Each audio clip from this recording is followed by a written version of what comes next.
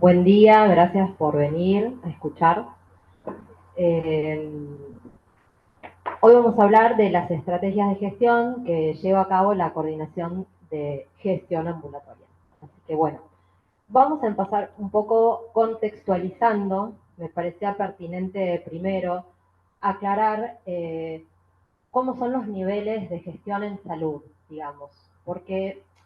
a ver, son macro, meso y microgestión, los niveles de salud de gestión. Yo puse la microgestión en el medio porque quería demostrar cómo queda interpelada por la macrogestión y la mesogestión. Esto quiere decir que cualquier escenario dentro del hospital que nosotros desarrollemos gestión va a estar atravesado en tensión, interpelado por la política de regulación sanitaria del país, del Estado, de la economía, de lo que pasa, y también por la institución en donde trabajamos, ¿no? La gestión de la organización en donde nosotros trabajamos. No somos una isla solos en el medio del desierto, sino que estamos siempre atravesados e interpelados por lo que pase a través de la macro y la meso. Por eso lo puse y me parecía como necesario contextualizar. Estas fotos representan un poco nuestra tarea diaria y lo que nosotros hacemos en la coordinación de consultorios, ¿no? Eh, por ahí la de abajo, en donde está esta interoperabilidad, me pareció interesante, esto de la interconexión que hay con otras personas, con otros servicios, con otros equipos, cómo a través de acuerdos, de consensos y con información, nosotros trazamos objetivos comunes, que esto es fundamental. También la lectura de informes, el acuerdo, el consenso en reuniones, el análisis de datos, ahí que se ve desde esa computadora, que es algo cotidiano, diario, y la elaboración de flujogramas, procesos, normativas, protocolos, que forman parte también de nuestra tarea en la coordinación. Y no menor la foto de el señor ese que está con un dolor de cabeza o agarrándose la cabeza como frustrado, porque lo emocional también nos interpela y juega un rol, digamos, ¿no? También nos pasa que nos frustramos, que estamos cansados, que nos duele la cabeza, que sentimos que no avanzamos, que estamos quedados, y hay que trabajar eso también, a nivel individual y a nivel de equipo, como que es bastante relevante. Dentro de esta meso y microgestión hay algunos principios que se alinean a un modelo de gestión de calidad, que es el que nosotros tomamos. Hay muchos modelos de gestión de proceso, modelos de gestión basada en valor, que después voy a hacer una mención en relación a eso, pero dentro de los principios que estructuran este modelo de gestión de calidad está el enfoque basado en procesos, las decisiones basadas en evidencia, el enfoque en el paciente y la mejora continua, desarrollo y participación colectiva interdisciplinaria y el respeto profesional y compromiso social. ¿Eh? ¿Por qué subrayo y destaco decisiones basadas en evidencia? Ahora se los voy a comentar, pero primero quería hacer una mención respecto a la salud basada en valor y lo que es la gestión basada en valor, porque seguro muchos de nosotros estamos escuchando como este término bastante seguido y con frecuencia. Entonces yo literal extraje la definición de lo que es salud basada en valor, en donde dice que el valor en salud busca reorientar a los servicios de salud para que logren mejorar la satisfacción de las necesidades en salud de las personas,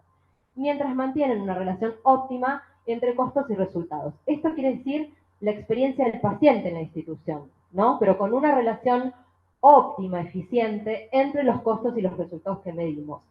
Pero siempre la gestión tuvo como fin mejorar la salud de la población, mejorar la experiencia de la población en los servicios de salud y reducir los costos por cápita por atenciones en salud. Bien, esto simplemente era a modo de reseña. Volvemos a la decisión basada en evidencia. Y en parte la presentación está basada en esto, porque muchos de los que trabajamos en el hospital y por nuestras formaciones de grado, tenemos como un concepto de lo que es la práctica basada en la evidencia, la práctica clínica, la práctica quirúrgica.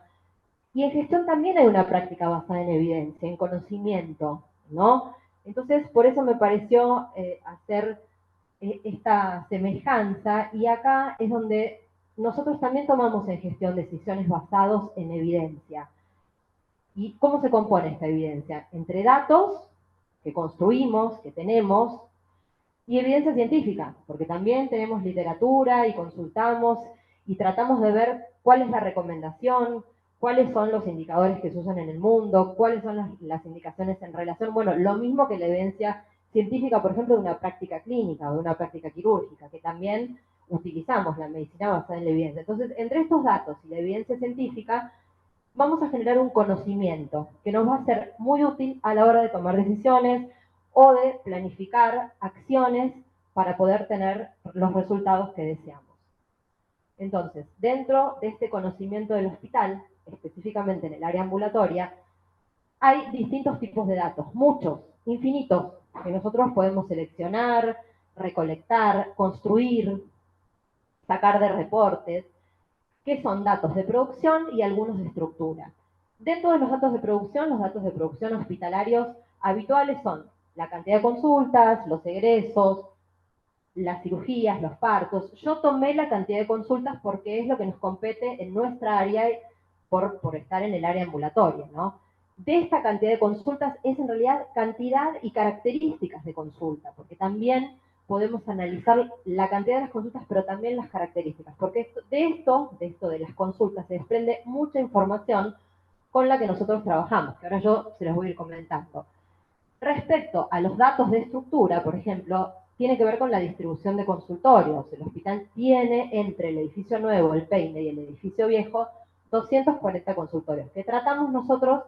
de optimizar su uso, de que tengan una tasa de ocupación adecuada y de que no haya momentos ociosos dentro del consultorio, digo, que por ahí quede 1 hora y media de un consultorio libre. Bueno, todo esto parece algo sencillo, pero requiere una tarea, una administración y poder, digamos, dedicarse diariamente a construir este tipo de información. Entonces, dentro de la cantidad y características de consultas, no puedo no mencionar el total de consultas ambulatorias. Tomamos un periodo de los últimos 10 años. Acá vemos que el hospital hizo un pico de consultas en el año 2018 y 2019 de más de 600.000 consultas anuales. Después en la pandemia cayeron a la mitad, ahí en el 2020, y que poco a poco hemos podido ir recuperando, ¿no? Ahora estamos, el año pasado, 575.000 consultas, y ahora ahí estamos remando, digamos, estamos tratando de lograr y llegar a las consultas deseadas. ¿Y esto cómo lo armamos nosotros? Bueno, las consultas ambulatorias, se construyen las metas con los servicios, que seguramente muchos de los jefes de servicios que están acá han participado en las reuniones que la coordinación de consultorios ya hace más de 5 años, que genera informes con la construcción de metas. Y además, respecto al, por ejemplo, la cantidad de consultas, también se desprende el promedio de consultas diarios que tiene el hospital, que ha tenido un pico de casi 3.000 consultas o 2.800 en el 2018-2019, y ahora de vuelta estamos tratando de repuntar, y en este semestre el promedio es menos de 2.000, pero el año pasado llegamos a tener 2.200 consultas promedio diario. De este tipo de consultas también se desprende otra información, que es lo que yo les decía antes, que son las características de la consulta. Si es la consulta programada o es la consulta espontánea, si es una consulta, digamos, vespertina o matutina, porque todo va a depender de la unidad de análisis que nosotros estemos, o cuál es la unidad que tomamos para el análisis, ¿no? ¿Analizamos consultas o analizamos turnos? Bueno, yo acá les estoy mostrando estos datos puntualmente referidos a las consultas, pero también analizamos turnos disponibles, los turnos que quedan libres de agendas específicas, y todo esto muchas veces se compara también con la evidencia, porque, por ejemplo, en relación a las consultas realizadas, nosotros podríamos decir que cuántos pacientes vienen y cuántos no, que eso es el ausentismo de una agenda con un turno programado, cuántos pacientes no vinieron. Y esto lo podemos comparar con bibliografía que hay en el mundo, que por ahí recomiendan o te dicen que el ausentismo esperado es entre un 15 y un 20%. Entonces ahí uno tiene un parámetro, de acuerdo a evidencia que hay en la bibliografía, que si superamos este valor, bueno, a ver qué medidas podemos implementar para mejorar este dato que estamos diciendo.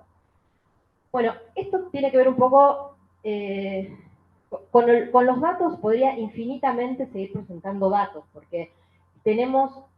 ahora yo después les voy a mostrar más o menos cuál es nuestro tablero de indicadores y qué datos son los que nosotros, junto a la información de todos ustedes, porque estos datos no los construimos, solo los construimos en base al trabajo de cada uno de ustedes en los servicios, y estamos muy en constante y permanente trabajo también con la coordinación de sistemas de información, que a través del informe estadístico podemos consolidar el dato mensual de consultas, y de eso se desprende todo el análisis posterior que yo les dije respecto a qué tipo de consultas, cómo se distribuye, si viene de equipos interdisciplinarios o de consulta programada o espontánea, digamos, de ahí vamos como desagregando el dato en información que nos es útil para después tomar decisiones de acuerdo a los objetivos que nos planteamos.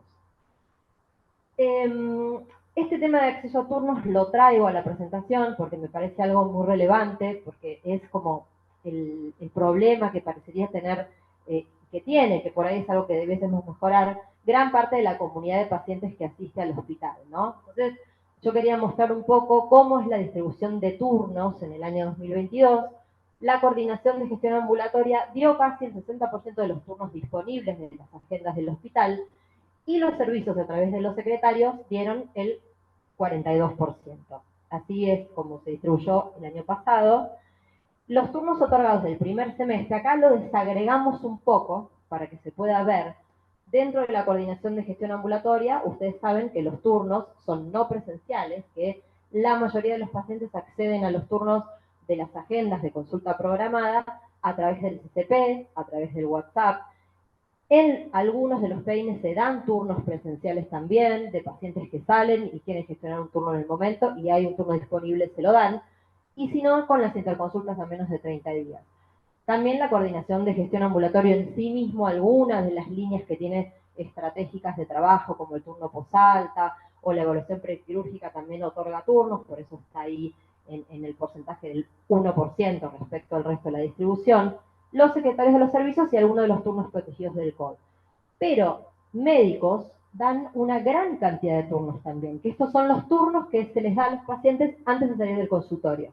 que no es menor este dato porque es muy bueno para el paciente con las grandes dificultades en el acceso que tenemos, irse con el turno ya dado. Así que en este caso nos parecía relevante hablar un poco de esta distribución, de cómo es la distribución de turnos otorgados,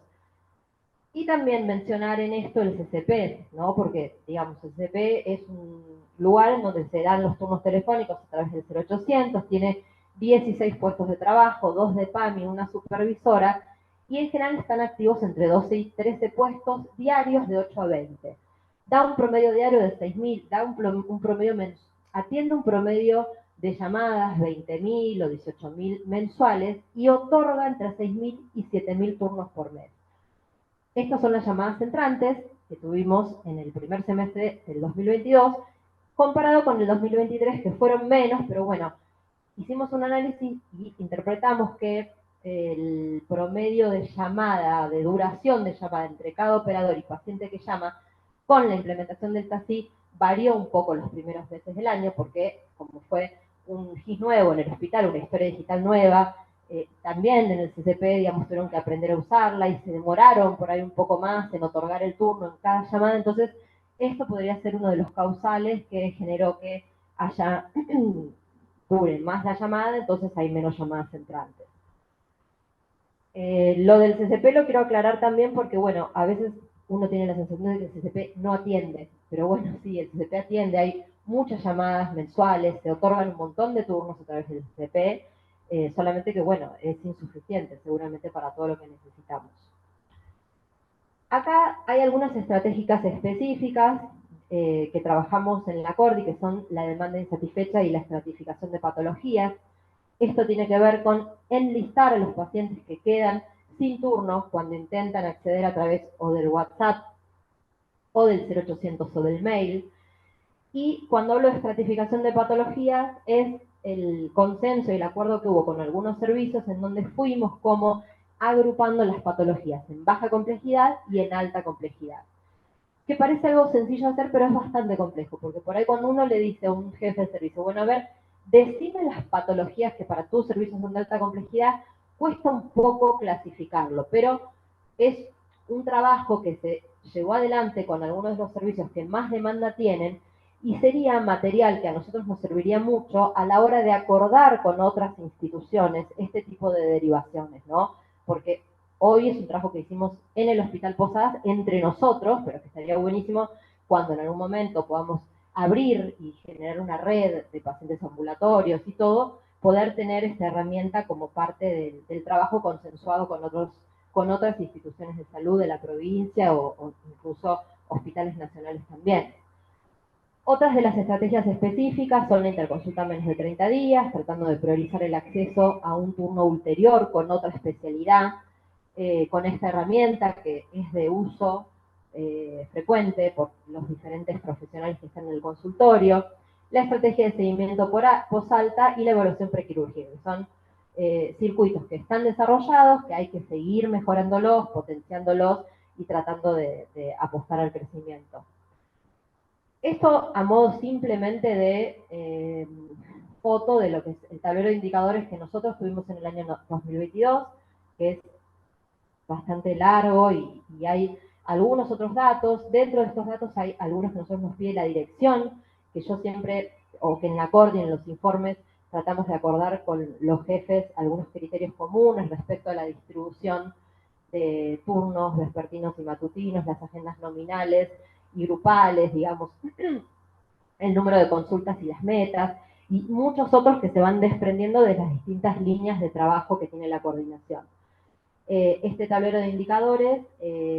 hay indicadores que medimos mensuales, otros trimestrales, otros semestrales, y tienen que ver un poco con poder medir resultados en base a los objetivos que nos planteamos, por el plan de acción que tengamos, que en el caso de la CORDI, como yo les hablaba antes de la microgestión nuestra, está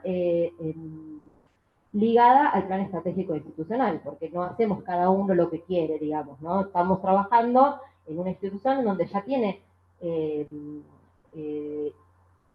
trazadas unas líneas de trabajo, de acción y de objetivos. Así que de eso es donde nosotros también medimos los resultados y nos acoplamos. Así que en un punto la pregunta hacia dónde vamos también tiene que ver un poco con estas líneas de trabajo, ¿no? Con el desarrollo de la alta complejidad, la atención centrada en el paciente, la inversión y puesta en valor de los recursos físicos. Cuando hablo un poco de la atención centrada en el paciente, acá quiero hacer hincapié en la encuesta que estamos haciendo ya desde el año pasado, ahora por segunda vez, la encuesta nacional de atención ambulatoria, que insto a los jefes y a todos los integrantes del equipo ambulatorio a que podamos transmitir a los pacientes la necesidad de poder responder esta encuesta, que puede hacerse escaneando un código que están en los consultorios. Ahora sé si cualquier cosa o Nilda nos puede agregar algo respecto a esto, pero es importante la información porque muchas veces nosotros pensamos que los pacientes piensan algo que piensan todo lo contrario de lo que nosotros pensamos, ¿no? Los valores preliminares que pudimos ver y que fueron presentados acá tuvieron siempre una valoración muy buena del hospital los pacientes. Todos nos volverían a elegir, se fueron contentos con todo, bueno, esto no es para que nos tiremos flores porque seguro tenemos mucho por mejorar, pero quiero decir, a veces tener realmente la mirada del paciente, la encuesta además, es la herramienta por excelencia que se usa en el mundo para medir la experiencia del paciente en las instituciones. Habrá que mejorarla, habrá otras, quizás surjan otras propuestas de medir, porque es muy subjetivo lo que siente el paciente cuando se atiende acá, pero bueno, es importante que entre todos podamos vehiculizar esta herramienta para que pueda seguir adelante. Bueno, hacia dónde vamos tiene que ver un poco con los objetivos, las líneas estratégicas planteadas en el PEI, y como desafíos, la coordinación de consultorios pensó en que mejorar la comunicación intra e interinstitucional es uno de los desafíos que siempre tenemos, ¿no? Porque podemos hacer un montón de cosas, tener un montón de ideas, planificar, pasar de la planificación a la acción, escribir procesos, pero si no logramos mejorar la comunicación, transmitirlo, que sea una comunicación asertiva, que podamos, y que todos los integrantes de los equipos de salud sepan qué pasa en el área en cuestión en la que estamos trabajando, es como que termina quedando todo ahí en un subgrupo nada más. O sea que para nosotros mejorar la comunicación es como un desafío muy importante. Optimizar las vías de acceso también. Esto no tiene que ver solamente con el trabajo de invertir en tecnología, en bots, en potenciar el centro de comunicación Posadas y centralizar los turnos de todo ahí, sino también tiene que ver con acuerdos hacia afuera, que esto se vincula con las redes, porque si no, siempre el hospital va a terminar siendo un cuello de botella, si toda la población de la provincia de Buenos Aires se quiere venir a atender acá, quiere sacar turno acá, entonces nunca nos van a alcanzar los turnos. Así que optimizar las vías de acceso se relaciona también a poder trabajar y armar y consensuar lo que tiene que ver con el acceso a turnos con otras instituciones provinciales, nacionales o municipales de la región o de otras regiones que también tienen pacientes que se vienen a atender acá. Y un poco también acá jerarquizar la gestión basada en valor, pero de la perspectiva de la experiencia del paciente. Tratar de mejorar siempre la experiencia del paciente en el hospital, desde cualquier etapa del proceso de atención que tenga y que transite el paciente, en su cuidado acá en el hospital. Así que bueno, eso es todo. Muchas gracias y dejo abierto para que podamos hablar.